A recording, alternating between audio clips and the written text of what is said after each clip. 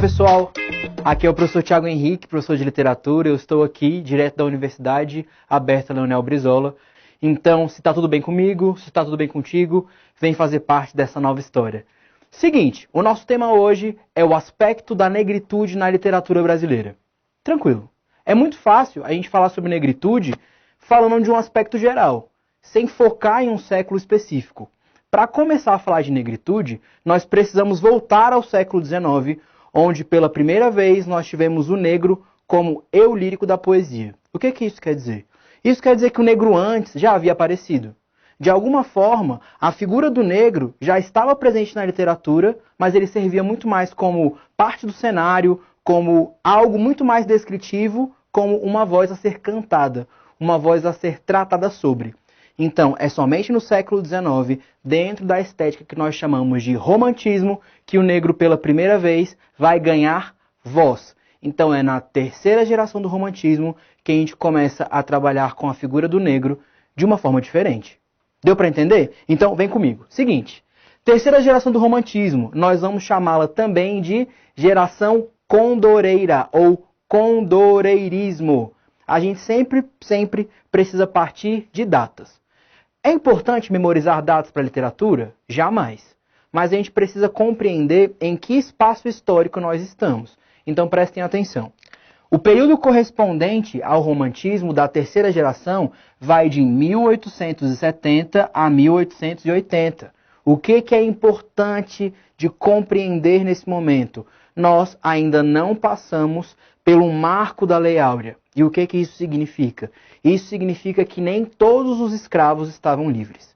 É importante a gente compreender que o abolicionismo ele é um processo e não um evento.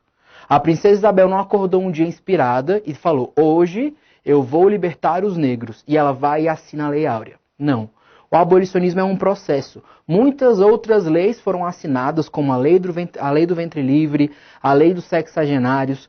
Todas essas leis foram garantindo aos negros em partes que fossem livres e que fossem doutores do seu próprio livre-arbítrio. Tranquilo. Então aqui a lei derradeira ainda não tinha sido assinada. Os escravos não estavam libertos. Logo, era necessário que a gente começasse a trabalhar com esse aspecto da negritude dentro da poesia. Beleza? Então, o período correspondente de 70 a 80 no século XIX, a gente vai chamar de geração condoreira ou geração social. Dá uma olhadinha nesse social aqui pra gente. Falar de negros nesse momento é falar somente de questões sociais? Não. Nós também precisamos tratar sobre questões culturais. Algumas questões da vivência do próprio negro ainda não tinham sido retratadas na poesia. Então eu não tinha, por exemplo, o sentimento do negro dentro de um navio negreiro, por exemplo. Eu não tinha a personificação da África sofrendo pelo abandono e por seus filhos serem levados pela colonização e pela escravidão. Isso ainda não tinha aparecido. Então não é só dar voz ao negro, mas dar voz a toda uma cultura. Então, pela primeira vez, a questão social e cultural do negro vai aparecer na literatura brasileira. E, além disso, nós temos outras questões sociais a serem tratadas. Vamos entender os nomes. Por que condoreira? Isso faz referência a uma ave de rapina da América Latina chamada de condor. O condor é a ave que tem a maior envergadura. O que isso significa? É a distância entre de uma ponta a outra de sua asa. E isso permite que ela voe mais alto.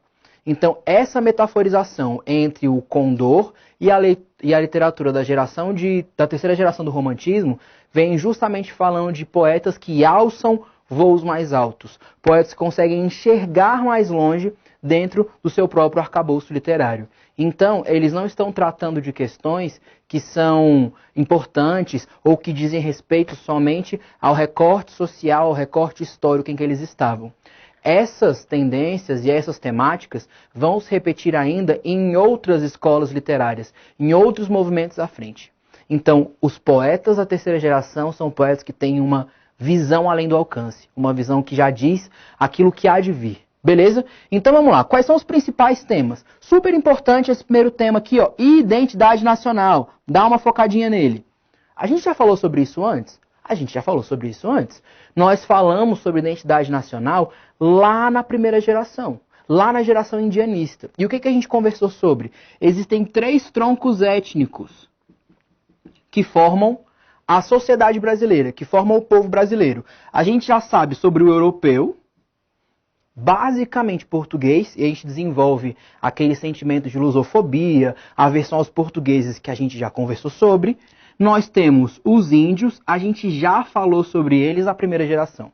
A gente esquece os sentimentos europeus e vai retratar especificamente o índio na nossa literatura.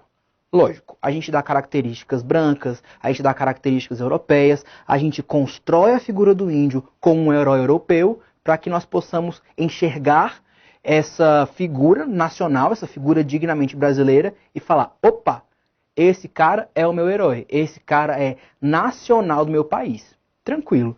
Só que não são 3 troncos. A gente já não falou de 1 e de 2. Qual é o terceiro tronco que falta?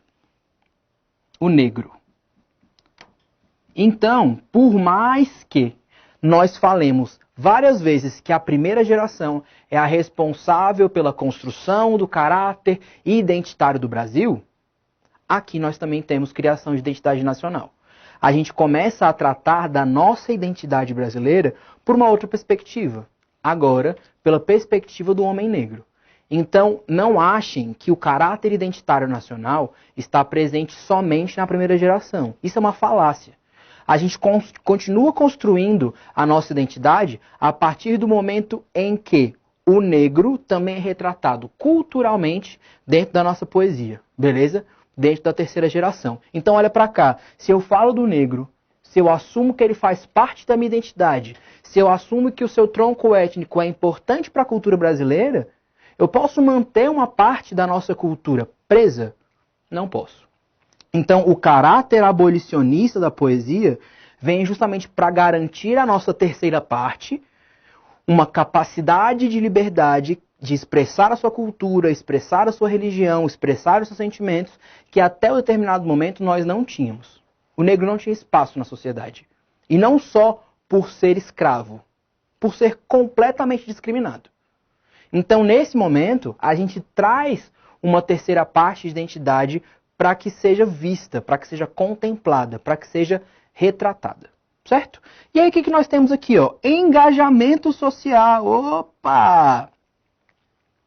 Se eu estou engajado socialmente, concorda comigo que a gente está se distanciando daquilo que nós falamos na outra aula sobre o escapismo? Se você não entende essa palavra escapismo, dá uma olhadinha na aula de segunda geração que a gente pode entender isso melhor. O escapismo aqui começa a desaparecer. Presta atenção, ele começa a desaparecer. Ele não desaparece totalmente. Eu não posso dizer que a terceira geração não tem uma fuga, não tem um aspecto de sonho, porque se ela não tem mais isso, ela deixa de ser romantismo. E olha aqui, ó, a terceira geração continua sendo romantismo. Beleza? Então, eu tenho um teor de engajamento social, mas eu ainda tenho um teor de aspecto de sonho para que a minha terceira geração continue comungando dos ideais do romantismo. Beleza? Então, dá uma olhadinha aqui, ó. Amor concreto. Toda vez que a gente ouve a palavra romantismo, o que a gente espera? O movimento literário trabalhará com amor. Ele falará sobre a temática amorosa, um homem eulírico apaixonado por uma mulher objeto e como esse enlace amoroso se desenvolve. Tudo bem, isso realmente acontece na segunda e na terceira geração do romantismo. Mas que tipo de amor é esse? Por que a segunda geração é diferente da terceira? Porque a terceira geração eu tenho um amor concreto. Eu então estou começando a galgar para uma nova estética. Por isso que a terceira geração é essa geração que vê mais longe. Porque o amor aqui não é mais idealizado. Tranquilo? O que a gente já sabe? A gente já sabe que nós estamos buscando outras referências. Na segunda geração, por exemplo, nós fomos olhar lá para a Inglaterra. Buscamos em Lord Byron algumas influências para a nossa literatura e para a nossa poesia. Aqui, na terceira geração, vamos olhar para quem? Nós vamos voltar os nossos olhos para a Europa, que já tem um caráter nacional muito importante, e vamos olhar principalmente para o francês Victor Hugo. Então a gente sai do George Gordon, que é o Byron, e passa agora para o Victor Hugo. Então esquece esse inglês aqui, ó, e foca agora no Victor Hugo. É ele que escreve Os Miseráveis? Pense comigo, Os Miseráveis ele tem questões nacionalistas, fatos históricos, e ele reconstrói a figura do francês para que o público, o leitor, se identifique com aquela sociedade em mudança que promove uma mudança social. O que nós vamos tentar fazer aqui na terceira geração? A mesma coisa. Que o leitor enxergue no eu lírico negro uma parte da sua cultura, uma parte da sua sociedade, uma parte da sua nação e que lute por ele. A mesma mudança que o Victor Hugo espera que aconteça na França é a mudança que a gente espera que aconteça aqui no Brasil. Castro Alves, quando escreve Navio Negreiro, Vozes da África, ele não faz isso somente para que as pessoas compreendam os sentimentos. Ele espera uma mudança social. Ele espera que pelo menos a forma com que os fazendeiros enxergavam o negro seja diferente. Beleza? Então existe esse início de engajamento social dentro da terceira geração. Tranquilo? Essa geração, então, também vai ser conhecida como geração hugoniana. Por que motivo? Porque ela está totalmente embasada nas características e nas influências de Victor Hugo. Tranquilo? Então lembra, falar de negro não é só falar de sofrimento. É falar de caráter identitário também. A gente não pode esquecer disso. Como isso é muito forte na primeira geração e a gente sente essa necessidade de diferenciar uma da outra, acaba que esse caráter identitário a gente atribui apenas à primeira. Mas a gente esquece que o negro também faz parte da nossa identidade. Tranquilo? Então, junto com o sentimento abolicionista, vem também a criação de um caráter identitário do Brasil. Grava isso na sua memória. Tranquilo? A gente passa agora para ler um poema do Castro Alves, que tem esse caráter nacional e que vai nos ajudar a compreender que tipo de engajamento social é esse que o Castro Alves espera. Lê comigo aqui. O povo ao poder. Quando nas praças se eleva do povo a sublime voz, um raio ilumina a treva. O Cristo assombra o algoz que o gigante da calçada, com o pé sobre a barricada, desgrenhado, enorme e nu, em Roma é Catão ou Mário, é Jesus sobre o Calvário, é Garibaldi ou Kossuth. A praça. A praça é do povo, como o céu é do condor. É o antro onde a liberdade cria águias em seu calor. Senhor, pois quereis a praça? Desgraçada a populaça, só tem a rua de seu. Ninguém vos rouba os castelos, tendes palácios tão belos. Deixai a terra ao anteu, na tortura, na fogueira. Nas tocas da Inquisição, chiava o ferro na carne, porém gritava a aflição. Pois bem, nesta hora, poluta nós bebemos a cicuta, sufocados do estergor, deixai-nos soltar um grito, que topando no infinito, talvez desperte o Senhor. Esses são os primeiros versos desse poema. Esse poema ele é muito mais extenso e muito mais profundo. Mas só esses primeiros momentos a gente já consegue entender qual que é o tipo de engajamento que o Castro Alves espera. Ele não espera o engajamento individual.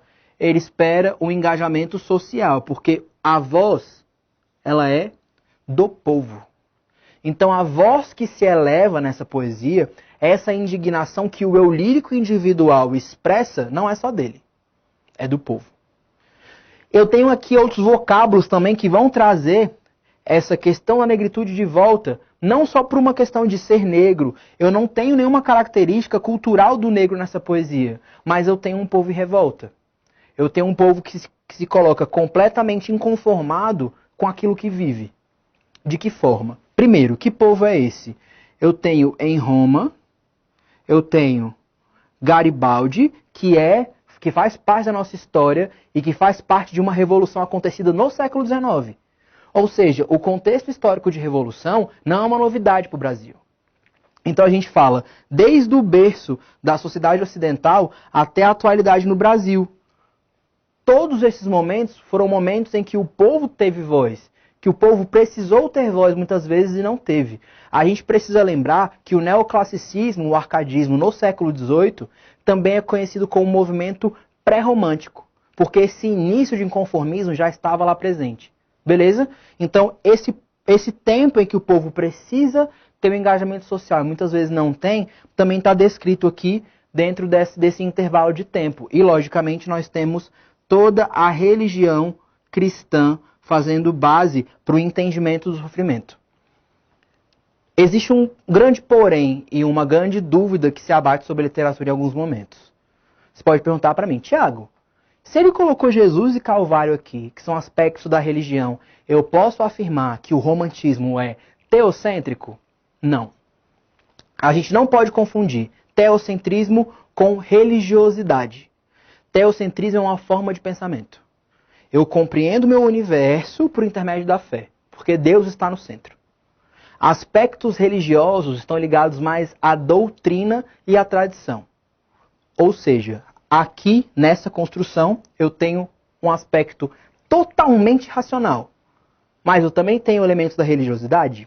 Tenho, porque eles fazem parte da cultura e da construção social que se mantém nesse aspecto na sociedade brasileira. Tranquilo? Então tome muito cuidado com isso daqui. Então aqui eu tenho Jesus, eu tenho o Calvário, eu tenho Cristo, eu tenho elementos que trazem a religiosidade para esse patamar de compreensão e de entendimento. Como que eu posso manter essa questão social viva nesse poema? Olha para cá. Como o céu é de quem? Do condor. É o antro onde a liberdade cria águias em seu calor. Que lugar é esse? A praça. Hoje, na nossa construção social, a figura da praça ela tem se perdido muito. Mas no século XIX, inclusive no século XX mesmo, os nossos pais, os nossos avós, eles tinham essa cultura de ir às praças para conversar, para trocar ideias. Era um lugar público onde as pessoas se sentiam à vontade de conversar com seus iguais, de debater com seus pares sobre diversas coisas. Quando um político ou uma figura social precisava fazer um discurso, e um discurso em que toda a população daquela cidade, daquele município ouvisse, ele ia para onde? Para as praças. Então a figura da praça ela é muito importante como um ambiente de construção social, de ser ouvido pela população.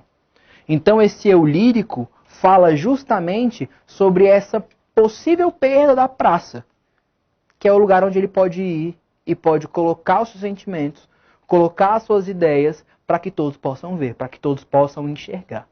Então existe essa necessidade do eu lírico de levar os seus sentimentos à tona, de levar para o outro. A segunda geração mantém esse sentimento em si mesma. A terceira geração sente essa necessidade de levar além. Vamos continuar aqui, ó. Senhor, por que quereis a praça? Desgraçada a populaça só tem a rua de seu. Esse é o único lugar que a população possui. É o único lugar onde ela pode levar o seu conhecimento à frente, onde ela pode levar a sua indignação à frente, onde esse inconformismo que estava latente desde a primeira geração ganha espaço. Então, a construção social não pode voltar para dentro das casas. Lembra que a gente falou que o autor do condoreirismo ele enxerga à frente? O que nós temos depois do condoreirismo? Nós temos o realismo e o naturalismo, que são estéticas de crítica social evidenciada. Então, por que agora que o povo vai às ruas, que o povo deseja essa mudança, por que retirar isso dele agora? Agora que o povo está de volta. Então, é justamente esse questionamento que o lírico traz nesse momento. Ninguém vos rouba os castelos, tendes palácios tão belos. Então, ninguém quer ir atrás do lugar onde estão os grandes poderosos, onde estão os grandes fazendeiros. Aqui, logicamente, a gente tem uma construção muito mais monárquica do que de república, porque nós ainda estávamos no Brasil Império.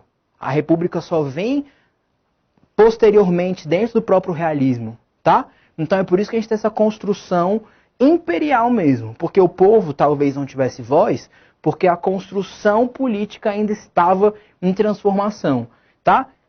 Deixai a terra um Ateneu, na tortura, na fogueira, nas tocas da Inquisição. Então percebam que o aspecto religioso, ele aparece em questões ideológicas, como essa comparação entre o sofrimento de Jesus e o sofrimento do povo, mas também vai aparecer na questão em que a igreja era inquisitiva na história da humanidade e que ela tirava algumas autonomias, algumas autoridades. Então a figura da igreja também aparece como uma figura política, beleza?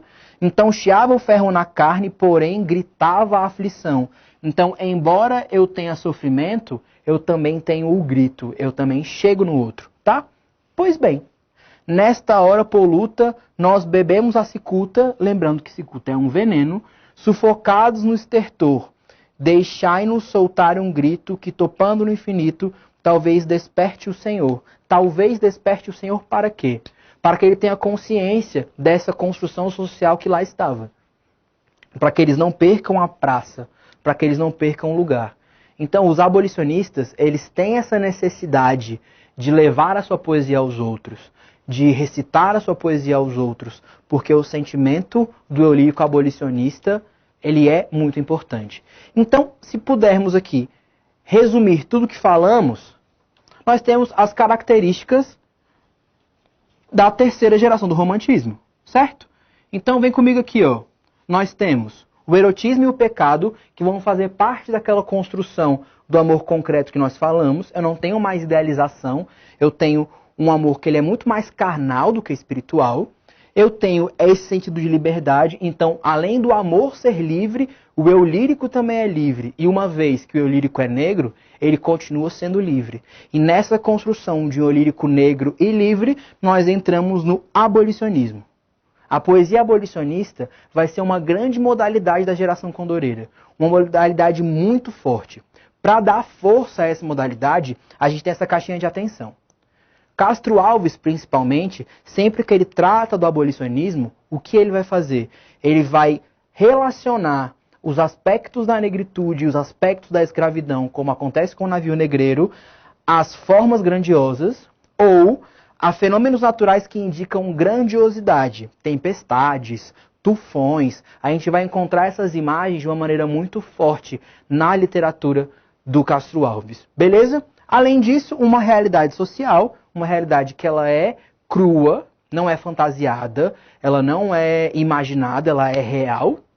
E, claramente, uma negação do amor platônico, uma vez que agora nós trabalhamos com a concretude na poesia. Tranquilo? Então esse foi um grande panorama sobre o aspecto da negritude na literatura brasileira, mais especificamente na geração condoreira. Tranquilo? Então, galera, seguinte, nós temos um aplicativo, certo? Se você está vendo esse vídeo pela nossa plataforma na internet, você pode baixar esse aplicativo e ver pelo seu celular. Muito mais cômodo, você pode pegar o seu tempinho livre entre um almoço e um deslocamento e estar participando das aulas com a gente, beleza? É só entrar nas suas lojas de download, seja dos dispositivos Android ou dos dispositivos iOS, esse aplicativo está disponível nas duas plataformas, tranquilo? Então vem com a gente, tamo junto, vem tranquilo que a aprovação já é sua, sucesso, vamos nessa!